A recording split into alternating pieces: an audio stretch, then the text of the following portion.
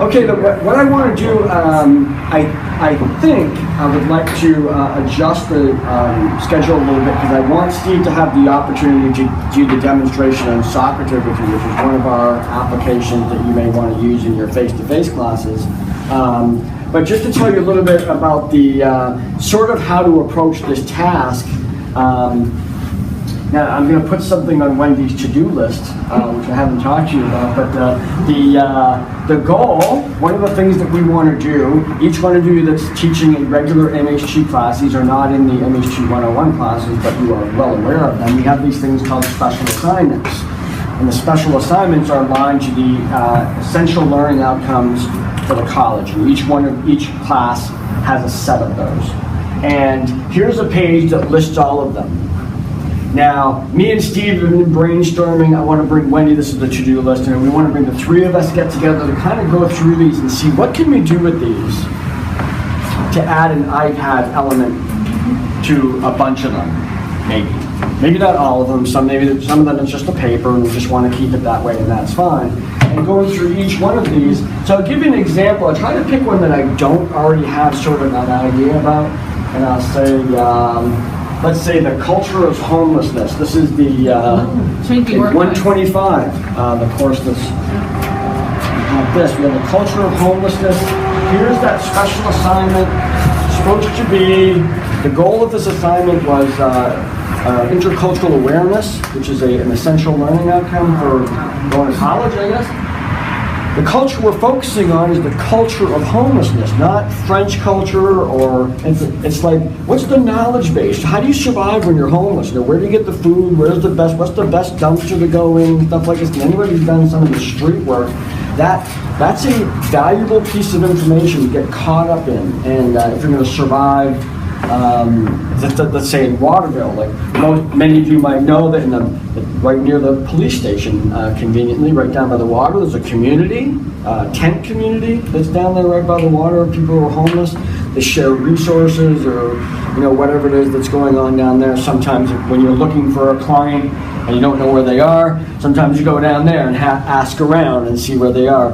And there's a culture to that. So this assignment has people going in and volunteering at a homeless shelter or going to one of those places and interviewing someone to get their story. Similar to the Site 215 assignment. If maybe none of you relate, we have a biography assignment standardized in the Site 215, interviewing someone 65 years or older.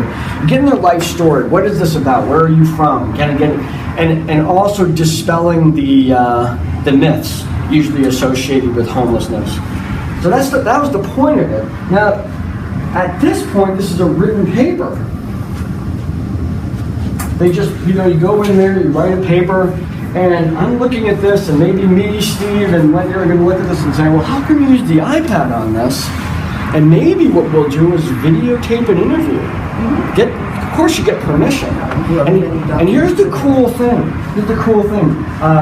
Way a long time ago, I went out and used the iPad to film a person's service learning project. I had a student who was, their service learning project was teaching archery to Girl Scouts. So she went out, she had all this archery, like really, really cool stuff, she has all the targets, and I was filming her. Now here, I'm gonna take this video, and I'm gonna put it online to promote service learning. So I opened up another, this PDF writer or something, I don't know what it was. It's in the list that we have somewhere. And I put a PDF of KVCC talent release form on there with the signature page. This is what you would sign if you're at an event and we're going to use your picture in our promotion and stuff like that. And I went around and just had everybody sign a different one and email them to myself. So I had this. So the first app that was obviously essential was the camera. It's already built into there, I'm just filming. The second app was that PDF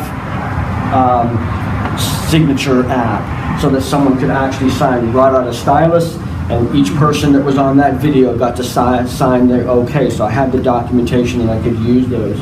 The third app was using iMovie to edit and add titles and stuff like that, and then we had this finished product that we were able to upload to YouTube. So here we have, if I was gonna, maybe one of the ways we would look at this would be, okay, let's change this assignment in a way by saying, okay, the output, what you're gonna have to give me is a video.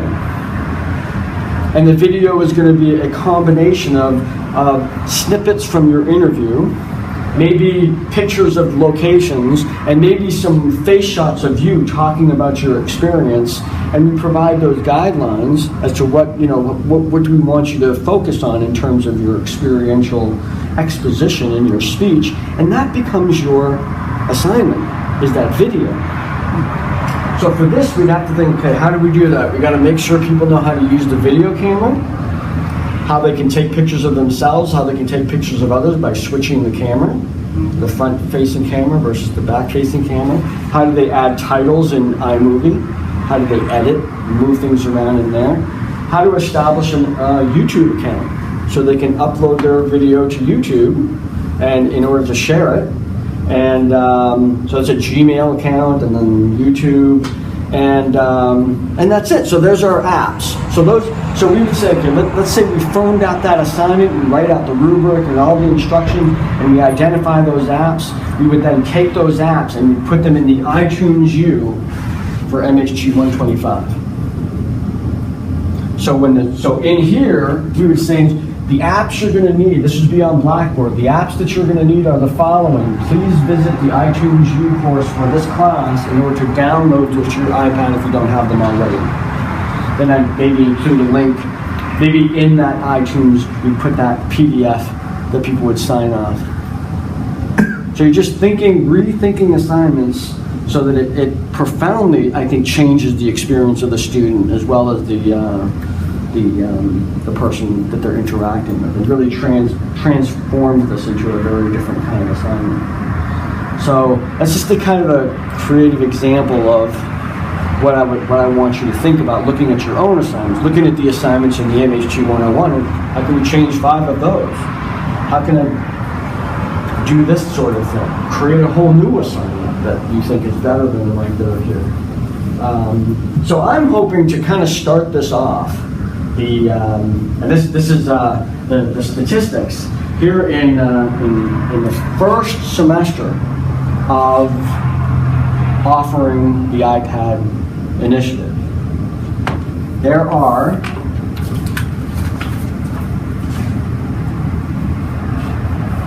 in all there's 3, 4, 5, 6, 7, 8, 19.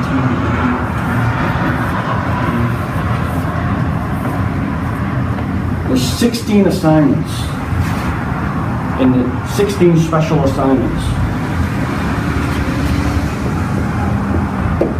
in the curriculum right now.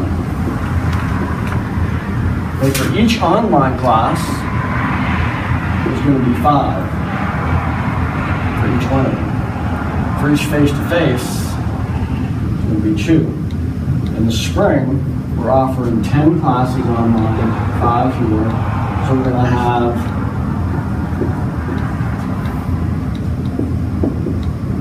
76 uses of the iPad in the 10 course curriculum. Now, that are documented. This is a tremendous, we've been to some other places and they universities that were like 2 or 3 assignments for the first year. And just by the structure of what we're doing and the creativity, our first semester, we're actually going to have on the books, 76 sort of experiments going on to see how these assignments fly in January. Now this seems like a lot of number for us to manage, but it's only 5 for each online class, and it's only 2 for each face-to-face class. So I'm excited about this. This is like really, really powerful data.